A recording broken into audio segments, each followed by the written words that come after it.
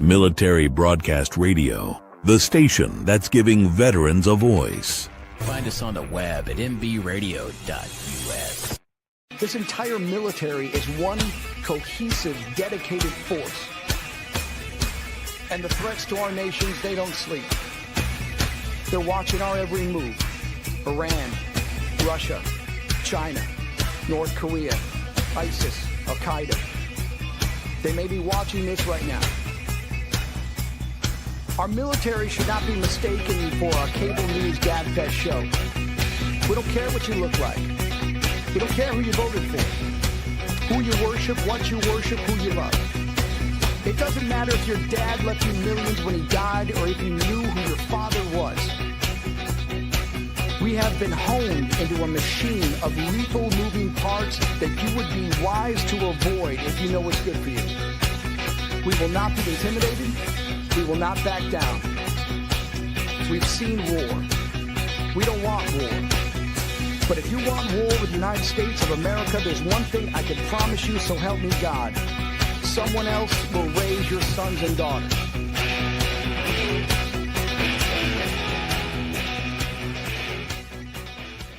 Opinions expressed in this program are those of the speakers and do not necessarily reflect the views or positions of any entities. Turnbuckles and stogies. Yo, what is up? What is up? Yo, happy Sunday. Another Sunday with your favorite hostess with the mostest. My dad, I'm doing a wrestling punch. I looked at him, I said, hey, I'm on to Brooklyn, you. We're not in Brooklyn, sir. We're in upstate New York in Dutchess County. I'm originally from Yonkers. Hung out in the park. I guess you guys don't know each other that well. Oh,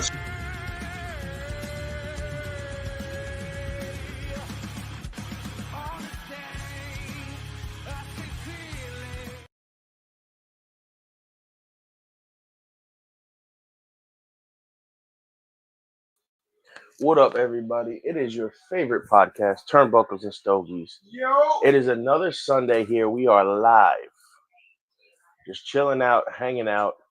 We have our guest here today. We're going to learn about this brand, and I've heard about them. I've read about them. I ordered the cigars. They didn't come in. I don't know what happened. I don't know where they are. I got to figure out what happened. I couldn't tell you. What up? But yeah, let's get into this, guys. And here's our sit down with Lampert cigars. Lampert Cigars. The interview of the week. Okay, hold on, guys. The interview of the week is brought to you by Jersey Mike's, a sub above. All right. Good morning. Good morning or good afternoon for everyone who depends where you are, right? Yeah, exactly. Depends where you are. Here it's here it's 11 o'clock in the morning. Some 5 places p.m. here. it's 9 o'clock in the morning. Where you are is nighttime already. 5 p.m. Yeah. Okay. Yeah. So I ordered your cigars. Don't remember where I ordered them from. I guess they got lost in the mail. They didn't ship out. Whatever. I'm gonna have to take care of that in the morning and figure out what happened, or if they're just gonna give me my money back. That's all. And go from there. Yeah. So why don't you tell us a little bit about you and your company and kind of how you guys came to be? Yeah, sure. So I'm Stefan Lampert, the owner of Lampert Cigars. We started our business operation outside, like from Europe, and then we moved to the States. We are now in business for I think like 6 years, and yeah, trying to keep growing. We are still a boutique brand, and yeah, trying to get really good products on the market for a fair price.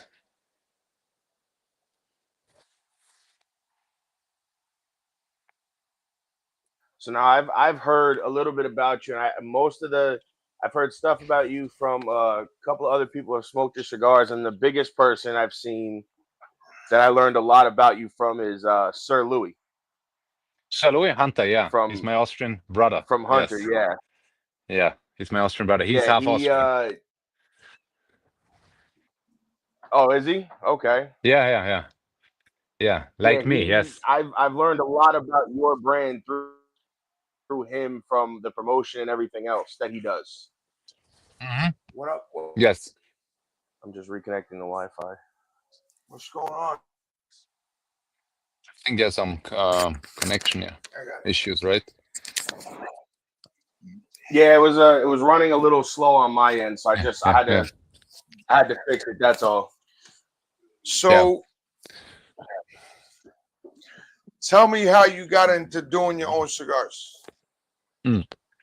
Actually, I got there in I never planned it by I don't know how you say it, like by accident. I was keen of making. So I'm a lawyer by trade. I was keen of making cigars for my own people, like for my clients, and that's how I started it. Traveled to Costa Rica, made the cigars for my clients, and from there on, these people were like, "Hey, we want to buy a box. We want to buy a box. We want to buy a box."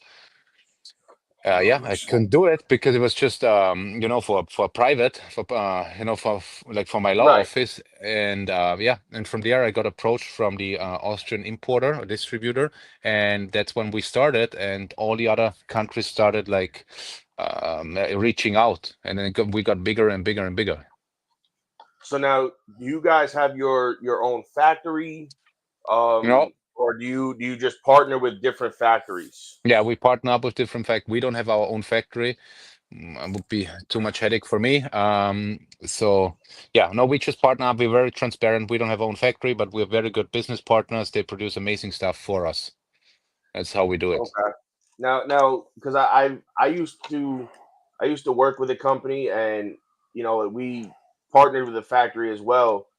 And he'd be such good friends with the owner of the factory that he kind of had the same privileges as an owner of the factory. Do you guys have kind of like that same thing? Like you can just kind of go there and test blends and stuff like that?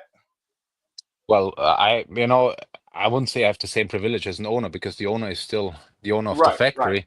But yeah, we became very good friends, and when I go there, everything is scheduled because I want to have a plan when I go. I just don't Right. want to show up. Everyone is unprepared.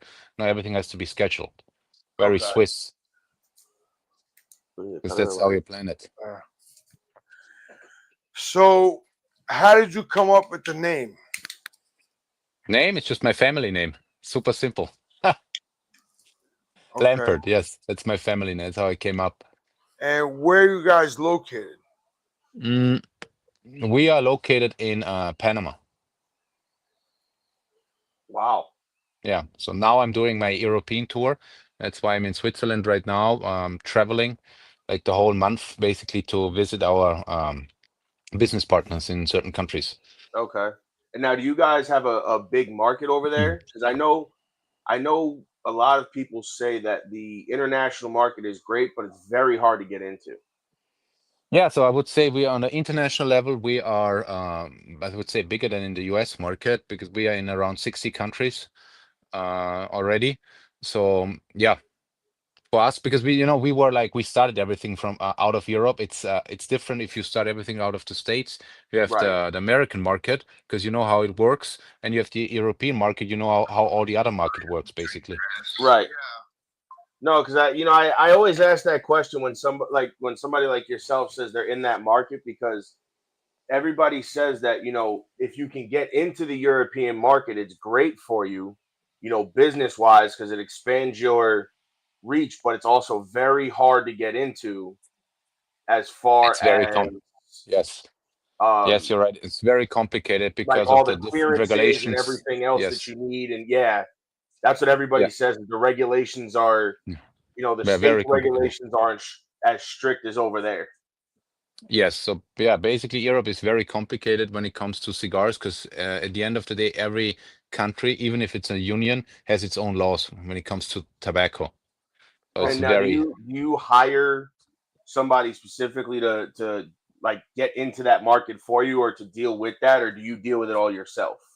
No, because I'm a lawyer by trade, and this was one of my legal areas, so I know how it works. Okay.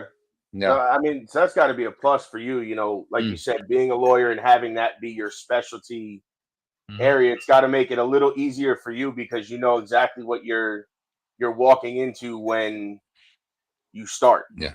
Yes. So I'm also, as a consultant advising other companies how to get in there. So it's also one part because I'm still like as a consultant, consulting how to enter this market, what legal, what requirements you need, what paper, like, as a consultant. Right. Now, I know you guys have a bunch of different cigars out. I know you just did, what was it, the limited edition, the 2025? Yeah. Which sold out very quickly because I went on to try to order some. I think the day I got paid, they came out like that day, and they were gone before I even could get my hands on them. Yes. Yeah. Yes. So they came in. We had a lot of like back orders. We sent it out straight away, and I think everything got sold out the same day, or at least next day. So now, what if you can? What was that blend? Is if you can disclose anything like that or whatever you want to put out there? Is that No, it's blend? it's a very it's a HVA wrapper, and binder filler. You can read it up, but I don't want to go into details because it's a very very I would say unique blend. Yeah. Which if they don't come in the cigars I ordered, I will be ordering from Sir Louis, and I will have some to try because I seen he had your I think they were a short robusto. They were a pink. The Blanca, yes. The Blanca. Pink, yeah, it was. I always say it like the pink band. Yeah, it's the white one, right? The white one. I think so. I gotta look. Or was it or was it the purple? No, the purple. Now I gotta look. I'm curious. Check it out. Now I know you did there was one cigar you guys did. It was a really, really long cigar. Maybe it was from Hunter Shop exclusive. It might have been. Can you make me a favor? It might have been. I like I said, I've seen in the last probably few months, I've seen a lot of your cigars start to pop up more and more. And I had heard things about you guys because I always remembered the gold label with the face, the hat, with the hat on the it. hat, Yeah, that's how I always remembered you. That's how I always remembered it because people would post it. I'm like, oh, I know that brand. I know, like the logo is what the logo or the band is what stood out more for me to remember it. Is there a reason behind that, or was that just your logo to begin with? No, it was one of our strategies because everyone the gold band with the guy with the hat. It's that's how I remember. See, you just told me how you remember it. No, and you know what? It's true because I had always seen them, and I had heard about you guys, but like smaller companies sometimes or boutique brands are harder to get a hold of as far as not everybody carries them. Correct. Mm-hmm. So when I went looking, everywhere I went was sold out because there wasn't a lot of people carrying them. Yeah, that's why we're still boutique. We're trying to get into more and more stores. We have our key partners, but we are always happy to extend. And like I said, I've heard great things about your cigars themselves, and I've heard great things, and I've seen them. People love them, and that's the key. That's the key for a boutique company is people liking the cigars that are put out. So, what is your average price for cigars? Hold on. This was the cigar I was talking about. That's the Morado from Nicaragua. Yes, that's the short Robusto from Nicaragua. Yes. Yes. What is your average price on a cigar? Average price, I would say, we are from. Except now, I don't count the short Robustos because we have also some for like $7. But I would say our core line is between 12 to 18. That's our price range. Depends if you go Robusto. That's usually 12 to 18. With like the 18, we're on the limitada side. Right. Which I did know that because when I was looking for them, I was seeing like you said, like I think 17 or 18, depending on where they were. Yeah. But everywhere I went, even if I went to order a 5-pack, they were like, no, we have nothing. Yeah. I'm like, seriously? I'm like, you have nothing left? I'm like, how do you not have anything? But Yeah. that just goes to show you the quality of what you're putting out, that when they come out, people are excited for the cigars. Oh yeah, we got so many emails saying, "Hey, where can I buy it?" And we keep referring to all of our partners because we know Right. how many boxes we allocated to certain accounts. So, and we kept, of course, referring all the clients to the closest brick and mortar. Right. And now, Okay. how many shops are you in, brick and mortar wise, stateside? Mm, I would say more than 100 Wow. states and Okay. one. Yeah, yeah, more than 100. But of course, That's they are like actually the one that order on a regular basis, and some of them they order not as much. But I don't see it right. like how So many stores are in, like how many what stores does a regular reorder. That's for us important. Right. And that's the biggest thing is right. you want to open the new accounts that are ordering, 1 or 2 boxes because it's another account you have, but you, as a smaller company, you rely on the reorder accounts like Yes, a Small Batch or a Sir yes, Louis or yes. somebody like that who's always constantly rotating product in and out, because then there's a market for it, and you have people who are getting your product out to the masses, so to say. Exactly. Yes. Yes. That's a good point. Yeah. We need these kind of stores to keep, because boutique brands depend on reordering. It doesn't, once you add an account, but you have like they orders like 1 box a year. This doesn't help us. Right. Yeah. That at least that account is 1 box a year, but like you said, it helps, but it doesn't help because you don't have that constant flow of new Yeah. product going into that shop. Yes. So Yes. are you located in Jersey and New York, or we can find cigars anywhere? Yeah, yeah, we are in Jersey. We are in Jersey. We are in New York. We have a couple of stores. The best way how to find us, go on lampertcigars.com to the store locator, where you see you Okay. type in your zip code, you see the next store close to you. Okay. Okay. Yeah, that's Yeah, the best way. you know what, I like to, if I can order them online, that's great, but sometimes I like to be able to go and get them in person, Yeah. and just be able to support whatever shop that carries them, and because we try to focus more here on the boutique brands, Hmm. because that's kind of the cigars that we like to smoke. Like we have our big brands that we smoke that we go by, but the smaller brands are kind of where the industry is going. And Hmm. the more we kind of dove into the boutique brands, we started realizing that, you know what, we're enjoying these a lot more than our bigger brands. And I think it's more because of the quality of cigars that are put out, Uh-huh. because you guys as smaller brands take more pride, so to say, in the quality of your cigars. Right. Right. Yeah, yeah. So quality, as you can see here from this one, quality for us is like very, very very important, because I only want to deliver Right. a very high quality product to to a fair price. And if the cigar is not ready, if not properly aged, we don't bring it on the market. We wait. That's one of and our and philosophies. see, that's what I like that you guys and a few other people we've spoke to do, because because with a lot of people, and I think, and you can correct me if I'm wrong, a lot of brand owners have told us too, that they're consumers at heart first, because that's how they started with cigars. So they want to put out the quality of cigars that they like to smoke. So now let me ask you this. So you are in Europe? Right now, but he's located in Panama. Yeah. Okay.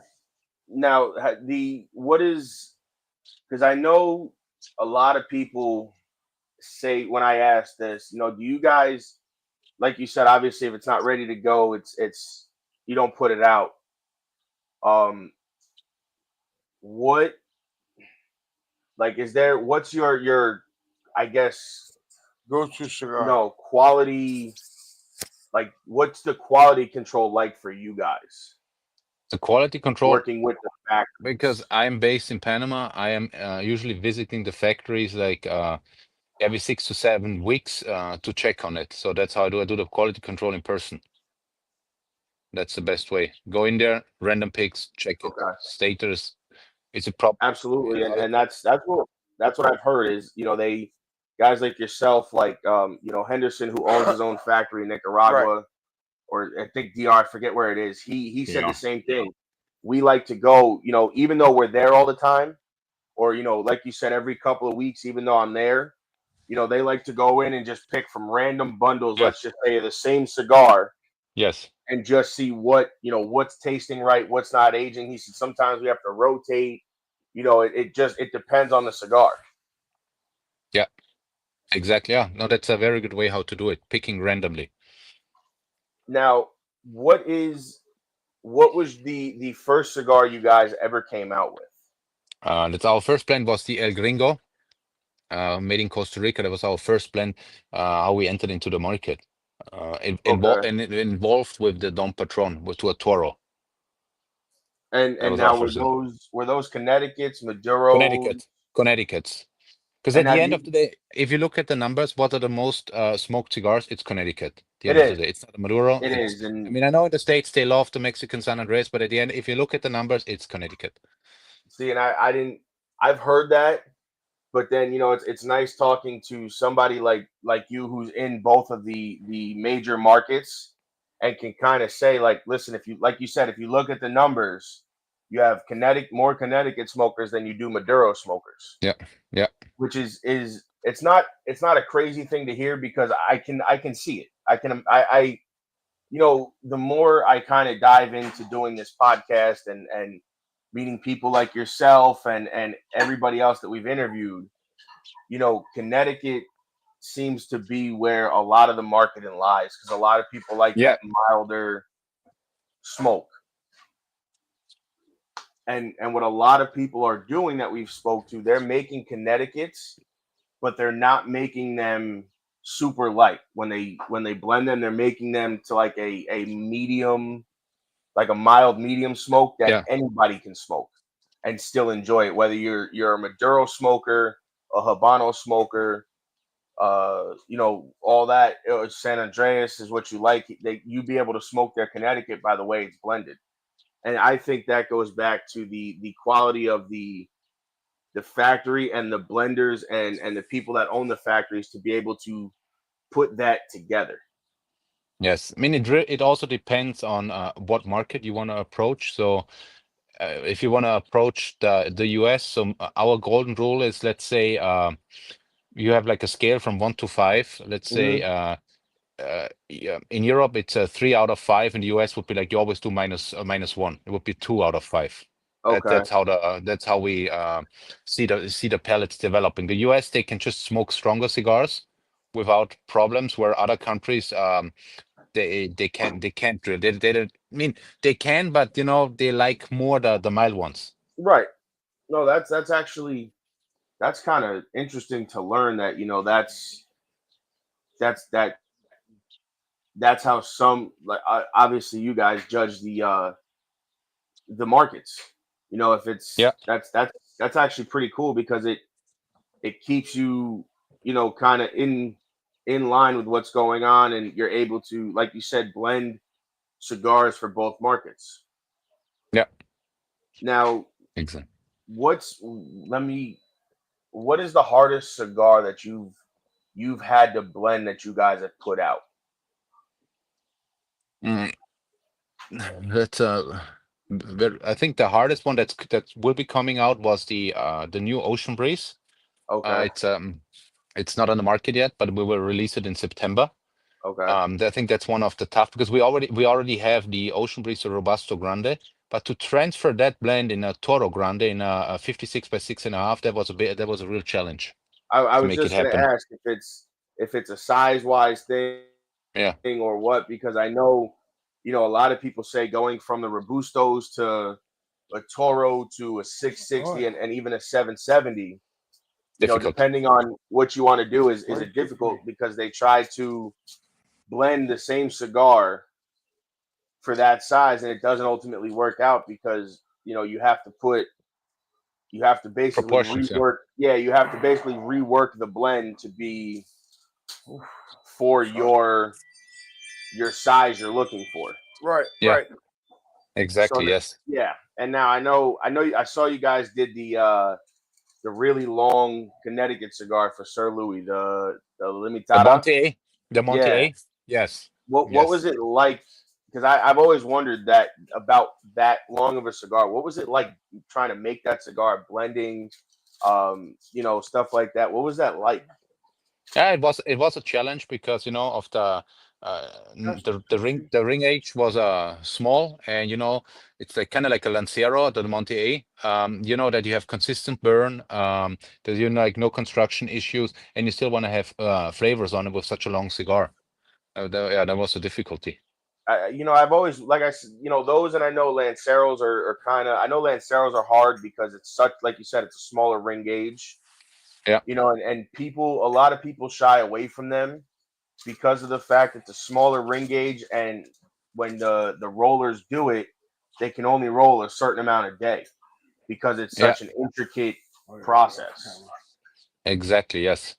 Have you guys run into, not problems like that, but have you run into stuff like that where you've shied away from certain sizes or certain blends or something like that because of the difficulty of it? No, for instance, we have the short Perfecto from Costa Rica. It's such a difficult cigar to roll Is that that's because the Oro, right? the Oro, yes, the short Perfecto, Okay. like Yep. some people call it flying pig. We call it short Perfecto. That's why we only release it in like limited quantities as a small batch to ensure the quality. Because it's not every roller. It's not a cigar that like every roller can roll because Right. the top, like where you light it up, it's closed. And you have to make it like when you light it up that it opens. That's difficult. Yeah, That that's you a Yeah, very hard thing to do yeah, exactly. Otherwise, it's plugged. because I've smoked some cigars that are like that, and I've had such problems when you light it at the little foot that it doesn't open. Yeah, You almost have to basically torch all around it yeah. to get it to open up to be able to smoke it. And by then, I'm sure you feel the same way, even the way I feel. You're losing some of the flavor because you're missing that initial little bit of flavor getting to where you had to burn to open it up. Correct. Yeah, exactly. Yes, Um, 100%. what is your guys's as a company? What is your favorite? I don't know if it's a company thing or what. What's your favorite rapper to work with? Your favorite what? Like rapper for your cigars.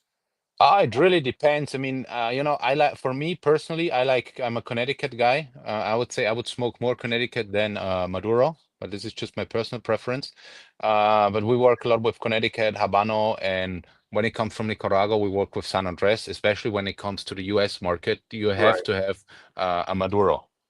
No, absolutely, and Yeah. that's a lot of there's a lot of companies that start out like we interviewed another company just recently that started out with their first three cigars were a Connecticut, a Corojo, and a Criollo. Yeah. It was So actually interesting because not a lot of people use those other two rappers. yeah. I mean, we It use was kind of Criollo. cool to see that they decided to do that. Yeah, I mean, we used the Criollo wrap at the Ocean Breeze, but once again, Connecticut, that's when we started because I knew Connecticut is like for if you want to track the mass for smoking, you go with the Connecticut. That's why it was Absolutely. also one of our first cigar. Okay. Absolutely, and the other rappers that'll the Connecticut, like you said, attracts the masses, and then the more you get into cigar smokers and people who really enjoy cigars and I guess are connoisseurs, if you want to call it that, are the people that'll enjoy not the odd rappers, but the rappers that a lot of people don't use, like the Corojo, the Criollo, the Habano. Right. Those, when you get people who actually smoke cigars and appreciate that, who smoke a lot of cigars and appreciate them for what they are, they enjoy trying those other wrappers. Right. Mm-hmm. Yeah. Because of the fact that it's different. Yeah, that's true. So, what is your favorite cigar from your line? That's I got asked this question a lot.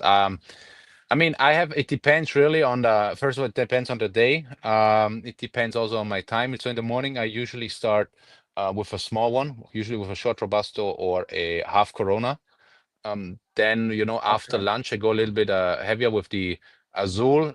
Maybe late afternoon, I do the Don Patron, the Toro, and at night, I go with a bigger cigar. Either like I go with a Maduro or I go with a big Connecticut. No lines, yeah. And now, what are you smoking now? Because that did look like a bigger sized. So this is our Connecticut. Salamones.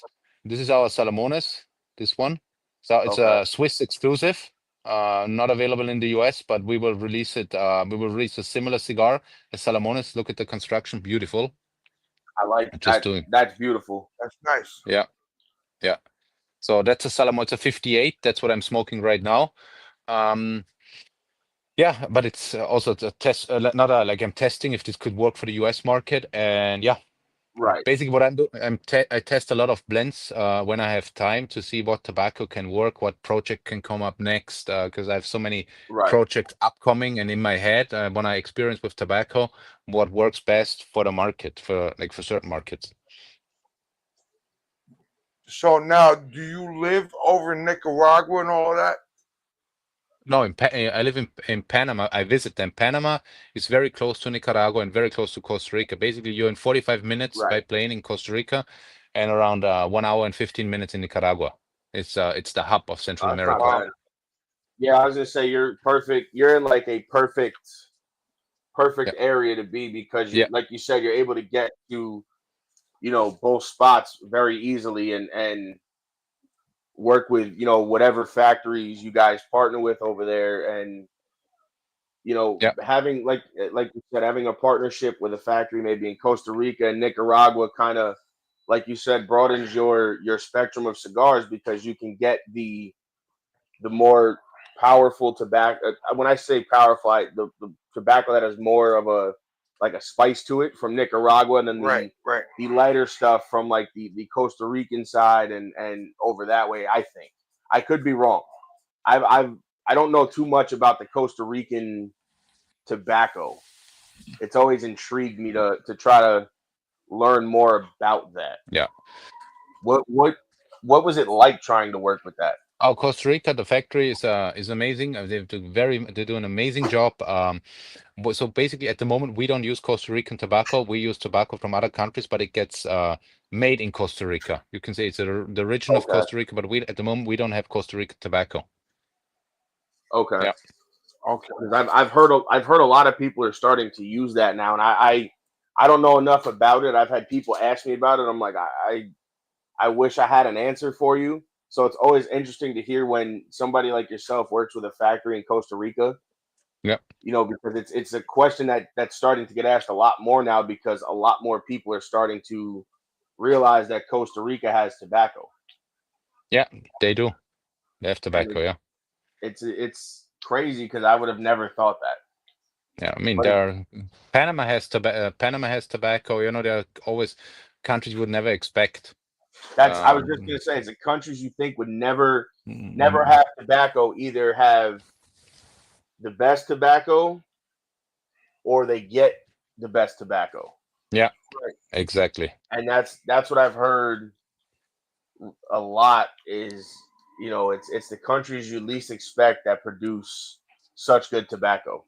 Yeah, exactly. Yeah, 100% agree. I forget what I was going to say. Let's take a quick commercial break, and then we'll come back and we'll go a little more into everything. Yeah. All right.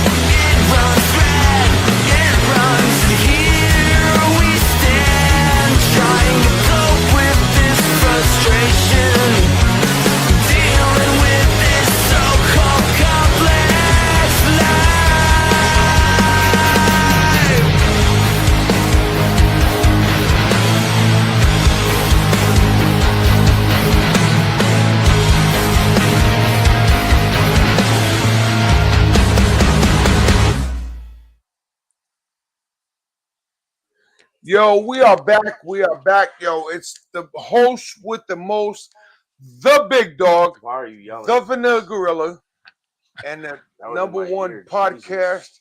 on the internet, Turnbuckles and Stogies Pod. Check us out on all streaming networks. Now, let's get back to my man, Mr. Lampert. Oh, You yelled in my ear, Jesus. I gotta yell in my ear like that. don't worry. This is what we do, bro. We don't have a script. We don't have anything. This is Good, what yeah. we do. Where are you guys based? New York. New York. New York City. No. We're like an hour or so from the city. Yeah. North. Okay. Okay, nice.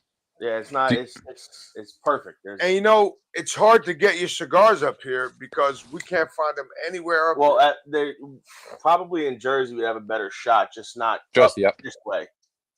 So Jersey, yes. where are you located in Jersey? I'll tell you right now. Hold on.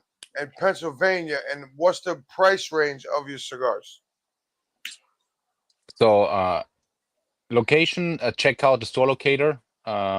They will find the price range between 12 to or like $11 to $18. That's our price range. Okay, and Plus tax. does that include the tariff now, or it's going to go up after the tariff? No, it includes the tariff already, but it does not include if you're like, let's say in New York, you have some extra tax to add on. This doesn't include this kind of tax. Oh, okay. Oh, This okay. I don't know, because if you buy cigars in New Jersey or like let's say New York, Manhattan, it's a different price. It is because when you go down to the city, the prices get expensive because you're paying the New sales. York City you're paying tax. the sales tax for the state. You're paying the city tax, the borough tax. Yeah. There's Yeah. like 4 different taxes when you get to the city. Yeah. He's in Cigar World. Oh, he's in Lena's shop. Yeah. So you're in our friend Lena. No, Hina. You're in Hina's shop in Cigar World in Jersey. I'm looking now. I looked just to see. Yeah. Because I was wondering where they were, and I know exactly where all these places are. Where else? Casa del Tobacco and So announce Sparta it on and here Newark. so that people can get it. They're in Cigar World in Jersey, Casa del Tobacco in Sparta, and in Newark. Okay. Casa del Tobacco. Okay. And we are also in Tobacco Road, Anthony Tobacco Road. We're also in there. Okay. Also in New York. Close. I think he's close to JFK. Okay. Yes. So let me ask you this. So if somebody did an event, do you have a rep that comes, or do you come yourself? So we have a rep in the New York area. We have a rep, but if for certain events I come by myself. I just came back like 4 weeks ago. I did a tour in the US, and I do tours on a regular basis, usually twice a year. Okay. Wow. Okay. Yeah. And how does that turn out? Like, and I'm not being funny. I met you on Instagram, and that's how you and I hooked up. Yeah. We met each other on Instagram. We talked. So how do people like hook up with? Can they order directly from you, or they got to go to like Toro Cigars, or how can they order? So basically, we don't sell directly to consumers. We have our retail partners. If there's a retailer on there, you can always send us an email either at sales@lampertcigars.com, or you can info@lampertcigars.com. We just open your account and we ship it. That's how it works. Okay. So now you're originally from where? Where's your home base? So originally, like, I'm based in Panama, but I'm originally from Austria. That's why Hunter is also my Austrian brother. Okay. So, and Austria, no kangaroos. no People are getting confused. No kangaroos. Not They're not Australia. going to Not jump Australia. out the pocket and punch in the face. Yeah. So not Australia. Austria.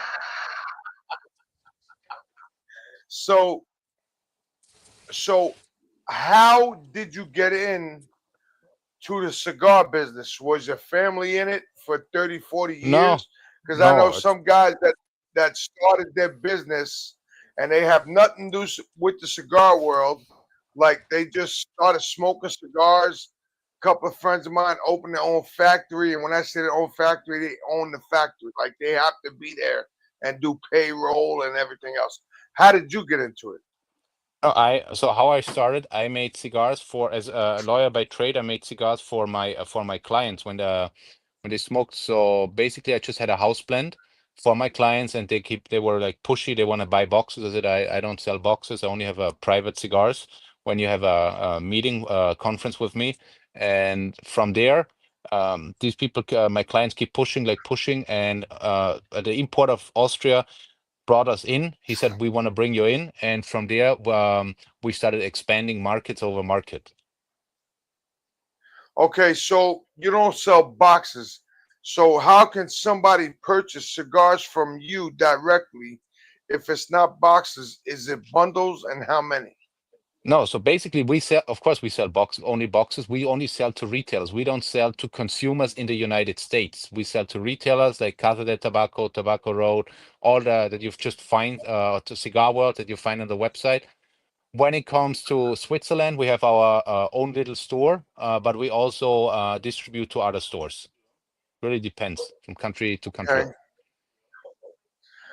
So let's say somebody like me, and I say me as a consumer, and I can't find your. Let's say I don't live next to Jersey and all of that, and I say I live in Pennsylvania, and I can't find a shop that carries your cigars. Can I email you and say, hey, I want 20 bundles? How does that work?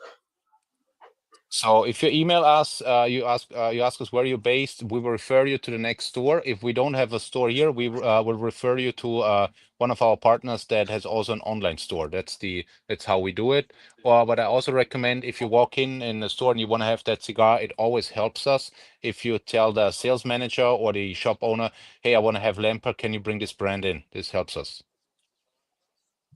Okay, okay. So now, how did you take over the business of cigars? What do you mean take over?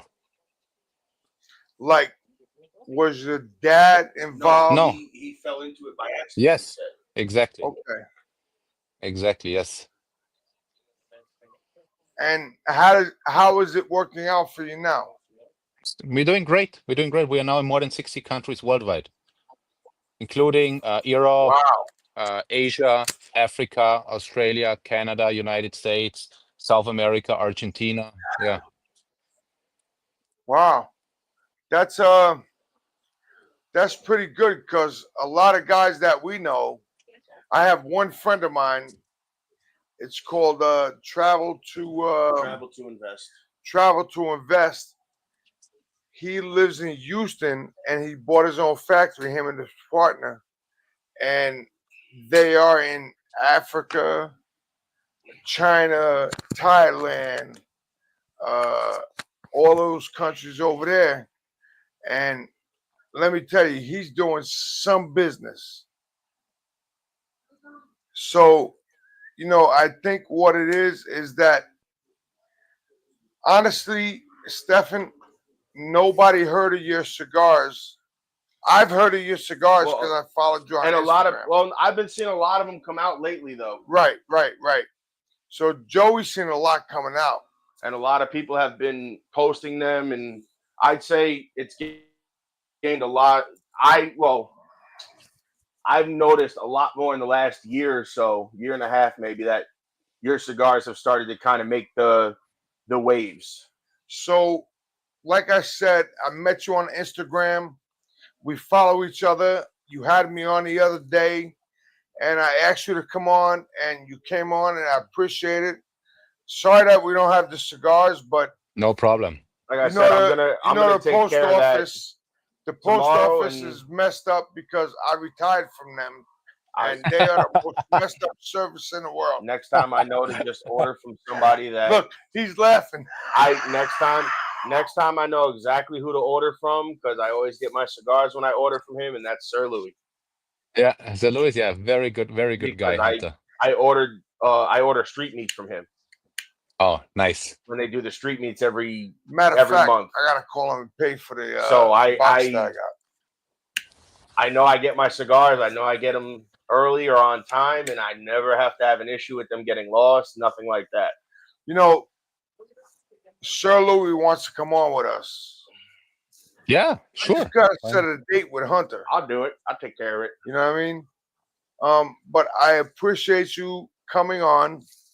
Thank you so And much for your time, guys. Appreciate if you it too. if you don't know about TPA, Tobacco Products Association, if you join them, it's Ishmael Olivan, who is the owner of BAMF. You have Frank from No, it's Dr. Oscar from GTO. Dr. Oscar from GTO. Who has the Great Lakes? Ronnie from the Great Lakes Smoke Ronnie Show. from the Great Lakes Smoke Show. They basically, what they did is they formed this. So what happened was, remember when they went to Vegas last year, and then they said you can't smoke? Mhm. So what happened was Ish formed this group, and if you couldn't smoke in the conference center, you can smoke in a warehouse that Ish rented. So in order to do that, you have to be part of TPA. But what that organization does is, what we do, because we're part of it, is it communicates with everybody. So if you joined, I think it's like $50 to $100. If you joined, Ish has his own lounge in a gated community. I will look it up for sure. So it's called, you got to go to TPA Rocks. And what they do is they connect consumers with brand owners and manufacturers, and manufacturers with brand owners, and consumers with everybody. It's basically to kind of bring everybody to one spot, right? So that they can be able to get a hold of certain companies or certain cigars that they normally wouldn't see. So the thing is, like Ish said, in his lounge, he's only bringing in TPA members, which is boutique cigars. He doesn't want to bring in like Fuente, Rocky Patel, Gurkha. He wants to promote all the boutique cigars. So, shout out to my man right here, BAMF. He's one of our sponsors. So if you joined, what he would do once he sends you the card and everything to join, he will put your cigars in the shop. Yeah, I will look it up for sure. And I don't have what I gotta say. Hold on. So let me ask you this. I know you said that you're doing the new Ocean Breeze. Mm-hmm. What else can everybody expect from you besides that coming up? We have the so besides the Ocean Breeze and 2 new Vitolas, we have a new line coming from Nicaragua. It's called the Edición Verde, the green line, which is Maduro, which is a little bit tend to go to the full body or oval pressed cigars in a Toro Grande, in a Robusto Grande, with a Mexican San Andres wrapper, binder filler Nicaragua, with a little bit of power. That's coming out next in a nice 10-count box. And I know you said you're looking at a September release for that cigar. Is anything else coming out before that, or is that the next release? No, that's the next release because we have the trade show in Germany coming up. That's why we're releasing it there. Maybe the US will get a little bit earlier. So what trade show in Germany is coming up? That's the Intertabak. It's the biggest tobacco trade show in the world. Yes. Okay, so that's where that's kind of like their version of almost like the PCA, so to say. Just way bigger. Right. Really? Yeah. I was just gonna say, what's that like over there? Because I've seen videos and I've seen pictures from companies, and it's insane. It's huge. Basically 7 holes. Wow. Holy moly! And now is that all for retailers over there, or consumers allowed in as well, or how does that work? No, it's usually for distributors and retailers. Okay. So, like with a barn smoker, you can buy tickets as a retailer. So you can't buy tickets as a retailer. No, what he's saying is it's only for distributors and retailers. Okay. No media, no nothing can really. Well, No, I don't know if media can go in. Media, of course. media can go in. Okay. Yeah, So of course, what's yes. it cost? What's it cost for media to come over there? I mean, the ticket is like, I think, less than $100 for 3 days. Really? But then you have to get the hotel. The flight, right, hotels are right, expensive. The Food. flights. By the time you're done, it's not going to be a cheap. Yeah, but you know what? I look at it as if him and I wanted to go, we can buy. I mean, it's kind of cool because you go over there. Yes. And then you get all the, like I call it, you get to see and try all of the exclusives for essentially that side of the world that we don't see. Yeah. Like your cigar, like Drew Estate did the Liga 10 Selección de Mercado for over there. Somebody else had something else. So you go over there and you get a completely different cigar from what you get over here. Yes, it depends from brand to brand, but yes. Yes. So I think it's cool that you guys do, exclusives for that market, because it gives them something special and something that nobody else has. Yeah, so for Norway we had a special. Really? What is your number one selling cigar? It's the Ocean Breeze. And how's the flavors? What's the flavors you get at? The flavor, I would say it's a medium cigar. The flavor is like you always have like this little salty. You have like this little, like why we call it Ocean Breeze. When you smoke, you have like this little salt on your lips. Okay. It's like you're sitting on the ocean. A wind comes by, and you have like this little salty. You smell Like a little salty. yeah, like that salt from almost like the water that picks up with the wind. Yes, exactly. Yes. That's interesting. That's awesome. Because that's kind of interesting. That's a taste or a flavor that I don't think I've ever heard of. No, I never heard of it. I never heard of it. It's a unique. Or at least it's very unique. At least one that somebody has never said was in their cigar. But now that you said that, I kind of am curious to order it and try it, because I want to see, like, I want to taste it now, because it's unique.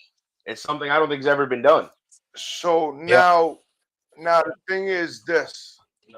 So how did you come up with the Ocean Breeze?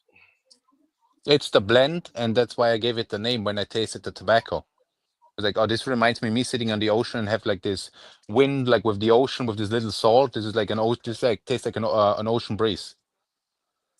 That's pretty. That's pretty cool. Yeah, because you get names like that have like a story behind it, or like somebody might be, I was sitting on a beach and the wind came and I was smoking a cigar, and I'm like, oh, I smoked this cigar on the beach. This is the next one we're coming out. And they'll do something like that.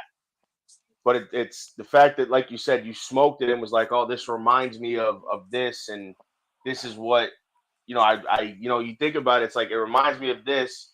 And I could take this cigar and go smoke it on the beach and have the ocean breeze while I'm smoking my cigar. Or you can smoke it and have it while you're sitting at home.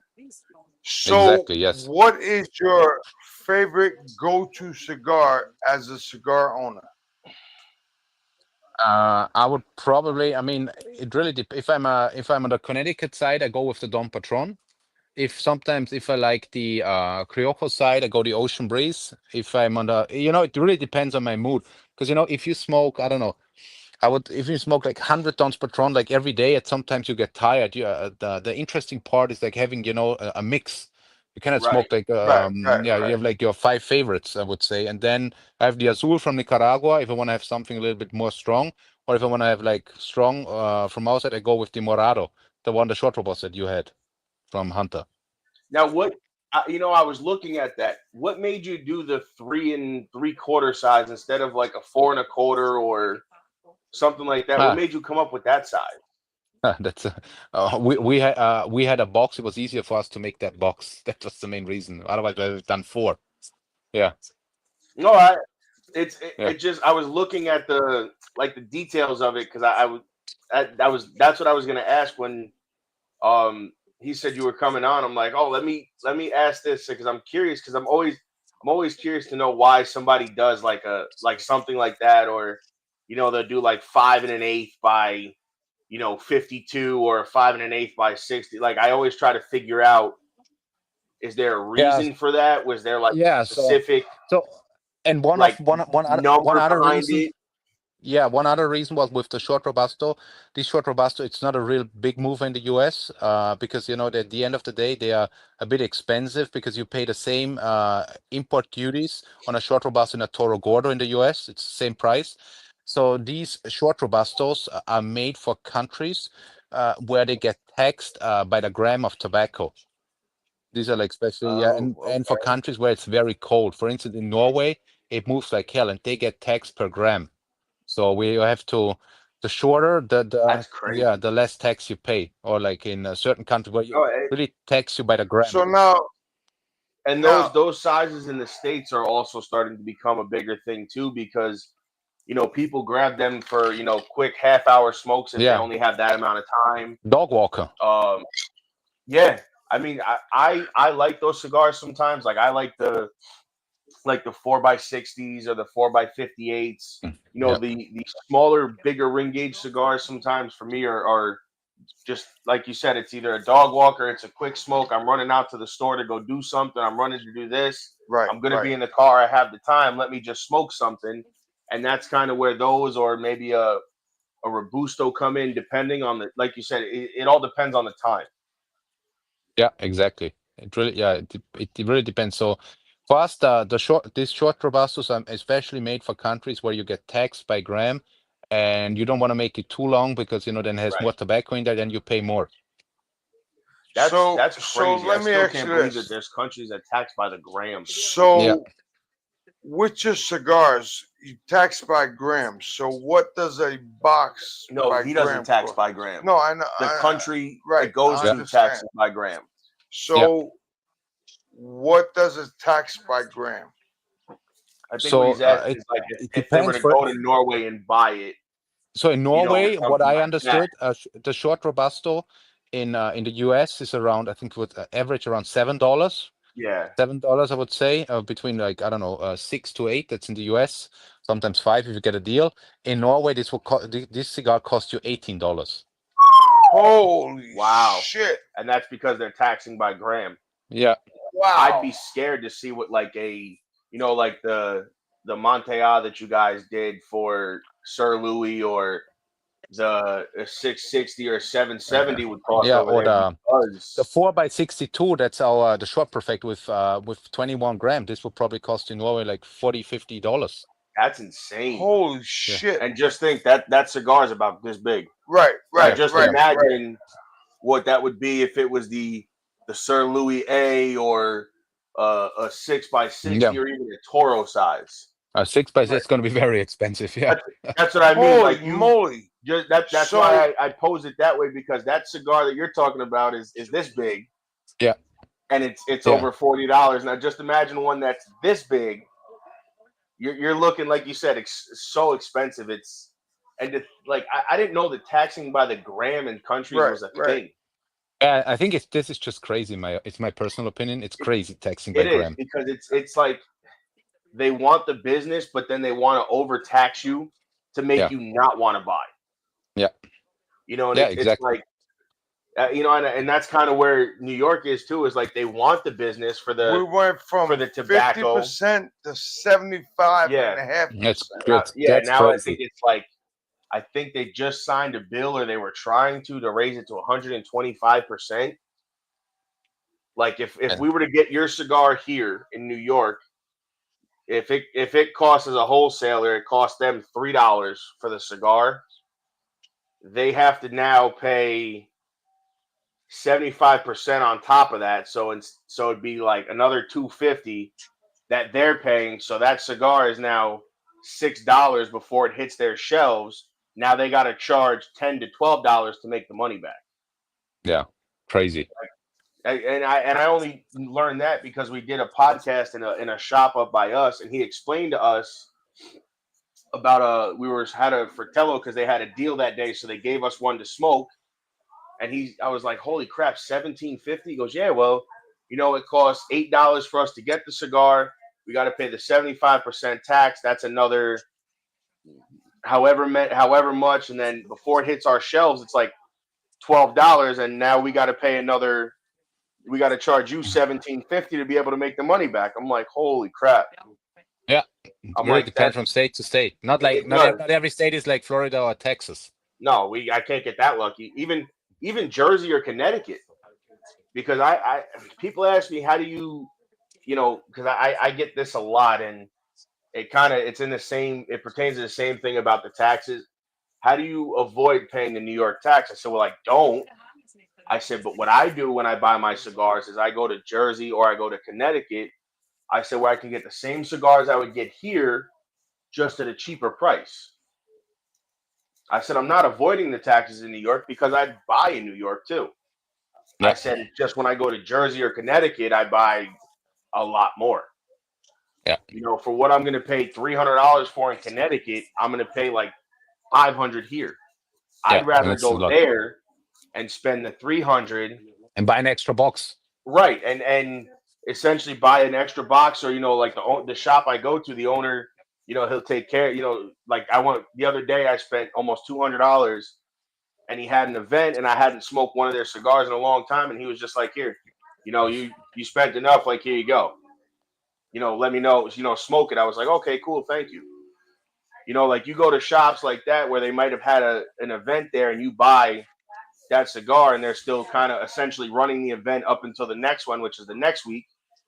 Then they give you, if it was buy 3, get 1, buy 5, get 2, you might get that same deal. Because we did the same thing. We went a day after an event, and we bought and got the same deal that they would have gotten on the event. So it's like you can either buy here and get killed on pricing, or you can buy it somewhere else. Yeah.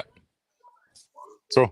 And it's insane that, like Norway has to do that, because it's like now you're essentially killing off the market up there, because nobody wants to buy there. It's the same in the UK. They charge by gram, or Hong Kong they charge by gram.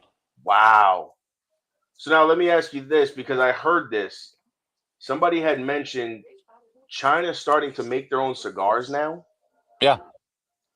That's really true. Yeah, you will see they have their own companies in the Intertabak. They're there. That's interesting, because somebody had mentioned to me that, a lot of the Chinese people were buying up the tobacco, and then like within a couple of months, somebody's like, yeah, you didn't know that they're making their own cigars over there now? I'm like, wait, what? I'm like, I did not know that. I was like, I had no idea that they started making cigars. I mean, I think it's called the Great Wall. I think it's called the Great Wall. That's kind of cool, but kind of ironic at the same time. Yeah, but that's interesting. See, I would have never known that, and I think it's nice because you're over there and you see all of this on that side. Yeah. To hear from you too is like, wow, like this really is. They're actually doing this. I see the. It's I crazy. see the Chinese one. I see the Cuban ones here. The Chinese Cuban ones. I see the one from Spain. Spain made also their own cigars, which are not available in the US. Yeah, I see many things. That's crazy. Now, have you ever, besides your cigars, have you ever considered becoming like a US distributor for a lot of those brands over there? Have they asked you about that since you're in that market? Nobody has asked us so far. Really? Yeah. Is that something you'd be open to consider if that was a possibility, if the price was right, if Could be an option. Yes, could be an option, but I have to look into this case by case. Right. No, because I've always wondered, for companies like you who are in both markets, if there's companies from that side that have reached out to say, hey, what can we do to distribute and to have you distribute our stuff for us, or because that's something that always intrigues me, because It's something you don't see a lot of, where companies are in both markets, or at least boutique companies.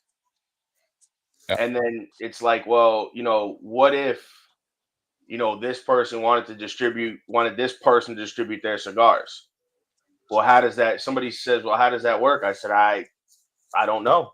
I said, I know getting into the international market is insane from people that I've spoke to, because of all the paperwork and the taxes and the registering of the brand over there and all kinds of stuff. And I heard in each place you have to register your brand with each country, Yes. so to say. Yes, you have to. That's crazy. That's I feel like that's a lot of paperwork and a lot of hassle. Yeah. But again, I don't know that side of the business that well. So this is just coming from, a consumer and a media standpoint of that seems like a lot, but it seems like once you do it, the return, might be greater than what you invested to get it all done. I don't know. That's something I've always wondered and questioned, because the international market, I feel sometimes is a key market to have if you can do it. Mm-hmm. It's really Have a case you by guys case. figured out that? Is it? Yeah, case by case. You have to look into it. Really depends on the brand, on the Okay. portfolio. There are many things Right. you have to consider. Price Okay. point, yeah. It's that whole international market always interested me, because it's such, like you said, it's a market that's not fairly, well, I don't know, but I from what I've seen, doesn't seem like a fairly tapped into market for a lot of smaller companies, even some of the bigger companies, because they Yeah. don't want that hassle. Yeah, because for the US is still the biggest market in the world, and if you don't have enough product, you of course first you do the US. And that's what a lot of people say. They've said, Yeah. we would love to do that, but we want to be able to, build to where we can supply the US market first consistently, and then start Yeah. to slowly venture into that international market. Even if we start with like a Spain or a Switzerland or something like that, and, kind of slowly work our way in. I was like, oh, okay. I'm like, that's cool. I'm like, you don't hear, I've heard a lot of people just say, oh, I'm just going to jump right in. I'm going to do the US and international all at one time. And it's like, okay, well, hopefully you That's gonna have be the supply to do that. Yeah, exactly. Because that's the biggest thing. And especially with, the people I've spoke to, even they're having trouble getting boxes for their cigars in the US markets. They're, I can only imagine the backup for trying to get the US market done and the international market. It's got to be insane. Yeah. To have everything. But I mean, I'm definitely looking forward to ordering your cigars. I'm Sounds gonna good. Yes. go on and order some from Sir Louis. Awesome. I might order Say some of the my short best reviews. regards. My best regards. I will. To Hunter. Yeah. Appreciate your I guys' will. time. I will. Was great. Yes, we thank you for coming on. I would love to have you back on again at some point for sure. Sure. Let's touch base in November. All right, perfect. That works for me. We can do that. Perfect. All right, guys. Thank you. Thank you so much. You guys take care, and You as well. I hope to talk soon. Thank you. Absolutely. Cheers. Cheers. Bye-bye.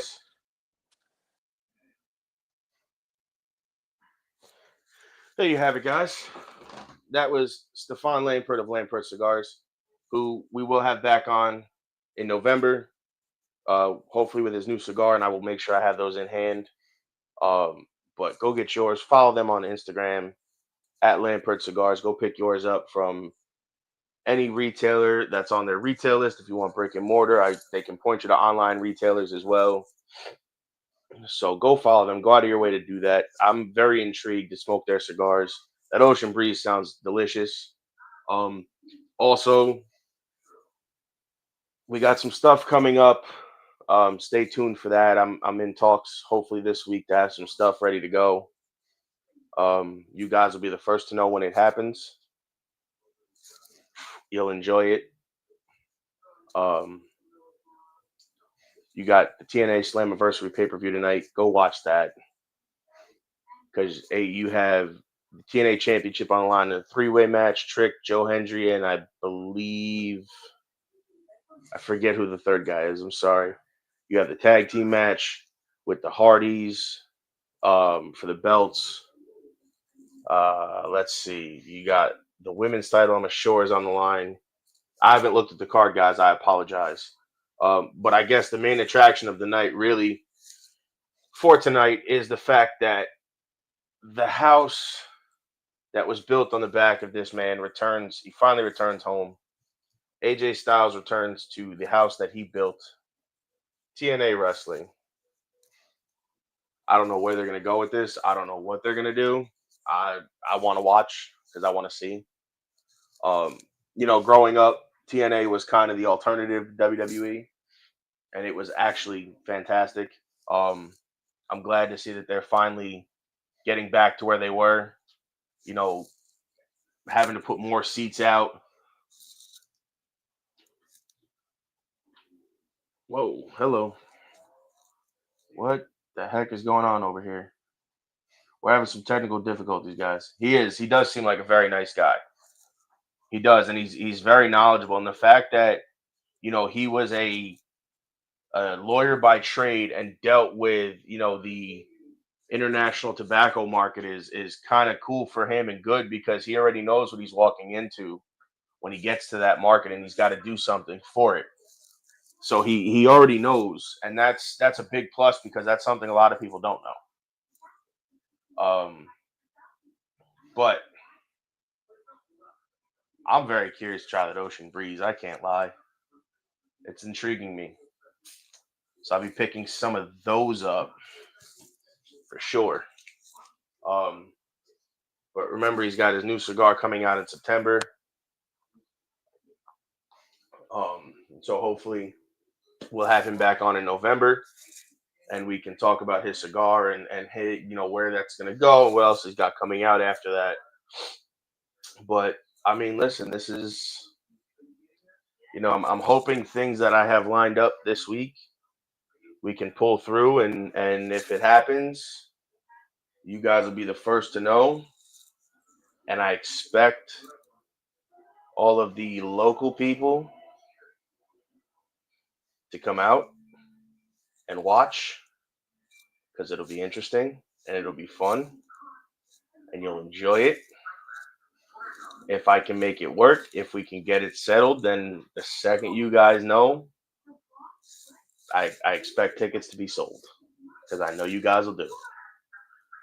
And I know there's going to be a lot of people there watching. So I guess that's it for this week, guys.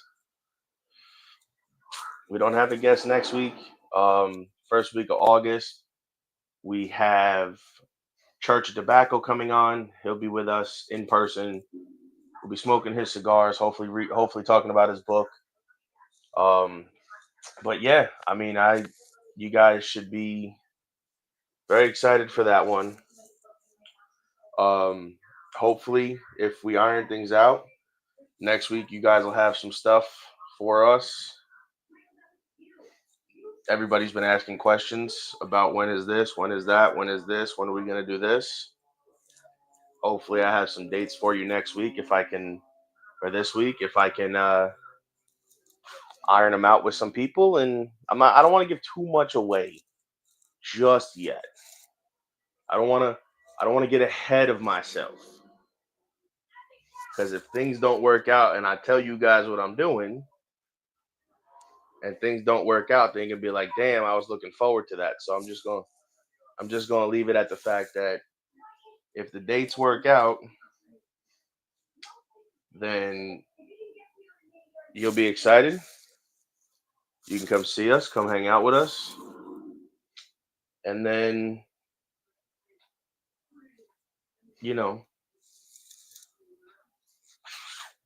I can't tell you guys. I can't. I want to, but I can't. Certain people will know before it happens. But until then,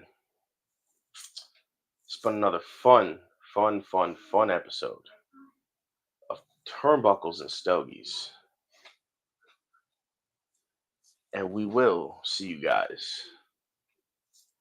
next week.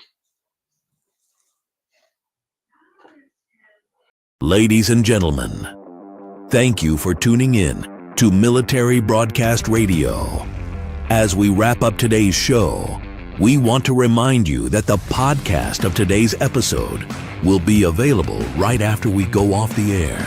So if you missed any part of the show or want to listen again, be sure to check it out. And remember, we're here to support and honor our veterans. Your stories and experiences matter, and we are committed to giving you a platform to share them. That's right. We're here to give our veterans a voice. So don't forget to catch the podcast and stay connected with us. Giving our veterans a voice.